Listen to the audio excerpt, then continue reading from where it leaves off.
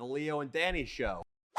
What about King Croc? When you were guarding that Avis, did you ever have anxiety that somebody was going to drive off with a Kia unlawfully? No, because basically security guards, we work like it's observe and report. So I'm not going to jump in front of a car. I'm not going to kill myself. I'm not a super cop or something. Yeah. I saw it. I reported it. I'm good. Maybe if you would have observed, report, and intervened, you'd still have your job. You could have been King Croc, the fucking super security guard. Well, bro. no. Here's vigilante. You could have been King Rent-A-Cop. No. We would do shit like homeless people would kick him out, or people talking shit to the attendants, like at the cashiers, stuff like that. Like, nobody's gonna jump in front of a car. Wait, dude. so people would come in and blow up over their rental car being not available on the lot, or it having not enough gas, and or they'd ask for a Maserati and get a fucking Kia or like a Range Rover. Well, I mean, a fucking Maserati to a Kia is a significant downgrade. They got a worthy gripe, right? I'd be pretty pissed. Yeah. Was that actually a real story, or was that just an example? No, that's happened multiple times because they're not organized, so they'll just like put the wrong car in the wrong spot, or something like that, and then it'll fuck shit up. So if the people were patient and went back to the help desk and said, excuse me, miss, we ordered a Maserati, Italian with the trident on the front. There is a South Korean Kia MSRP $13,000 in parking spot A3. Is there? And then was the Maserati just somewhere else? Or it would be somewhere else, or it might be on another lot. Okay, but they would just start screaming. Yeah, or they'd just be arguing back and forth, or like, stuff like that. And you would come over. Or one dude gets his ego and he starts like, oh, you're talking to me like this or whatever. And then I just go stand in there, and then all of a sudden everybody's, then he kind of calms down a little bit because he sees me standing there. Yeah. Or maybe a couple of us will go in there. Yeah. And that'll detense things. But sometimes we got to grab a dude till the cops get there. You grabbed some dudes until the cops got there? Yeah. Me and a couple dudes. Any of them know jujitsu? They were fat.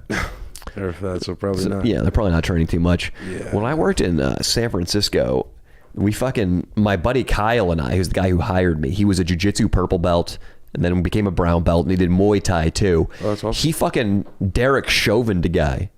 Oh, shit. No, that's Derek. George Floyd died. He choked a guy unconscious. Oh, okay. Yeah, and he did it right in front of me. With the knee? No, it was with his arms. Oh, okay. I would have said, hey, you really Derek Chauvin. I really exaggerated when I said, hey, Derek Chauvin this guy. But yeah, this tiny little Asian guy was there. And I guess typically he was perfectly pleasant, would sit there drinking his strawberry fields. That was our most famous drink we would sell. It was a strawberry cocktail. Fantastic, King Croc. And he would watch a couple football games. He would tip 25% and get up and leave.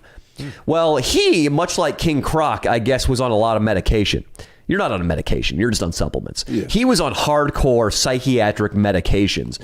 And his strawberry fields started messing with his Lexapro or his Zoloft.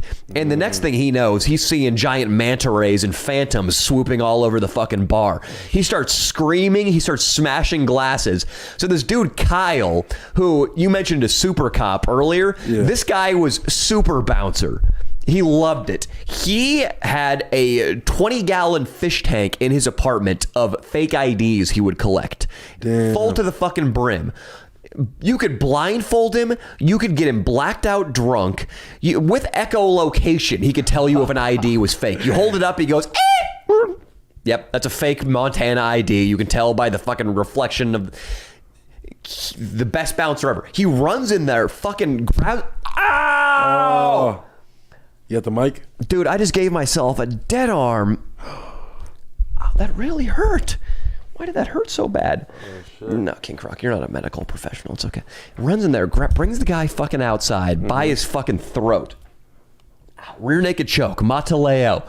Brings the guy out to the front door. I grab the guy's fucking wrists like this. I grab both the wrists. So the guy is completely defenseless, being choked, and I have my both wrists. Oh. My boss, Kyle, says, no, I got this, Danny. Takes him out to the fucking street. Lets the guy go. The guy is hallucinating my buddy Kyle as being fucking Mao or Lucifer or somebody. Yeah. Comes at him again and starts swinging. This perfectly respectable guy who's a computer programmer at Salesforce starts swinging at my buddy. My buddy spins him around, chokes him, completely unconscious, and just leaves his body on the pavement. Oh, savage, dude. The cops, well, the guy was, I think, 5'2" and probably weighed 115. It's like blacked out or something too. Something. Yeah. My buddy walks over and I was like, dude, the one thing my dad always tells me is that when you get in a fucking fight, pound the guy into submission, elbow him, knee him in the groin, but do not let the cops know you choked him unconscious, because while choking somebody unconscious does not do any permanent damage to them, and while it's actually a peaceful way to resolve a conflict, maybe not peaceful, but certainly more so than breaking his nose with an overhand right, it qualifies in the law as great bodily injury. So the jury's going to look on it the same as if you, I don't know, picked up a pint glass off the bar and smashed the dude in the head with it. Right, or sliced him up or something. Sure. Pulled out a Swiss Army knife and jabbed it into his fucking guts. It qualifies as great bodily injury, even though it's a load of baloney. It really doesn't hurt the guy that bad. Yeah. There's no long-term damage from getting choked out. It happens all the time in jiu-jitsu. And I told him to do, when the cops come, dude, say he did not go unconscious. Say you just fucking restrained him. That's interesting. And I think if I were in there at the Chauvin trial right now, I think this guy would walk fucking innocent as a butterfly. I don't know what I'm doing right now. Your hand hurting pretty bad, huh? Yeah, that's. I don't know what I'm doing.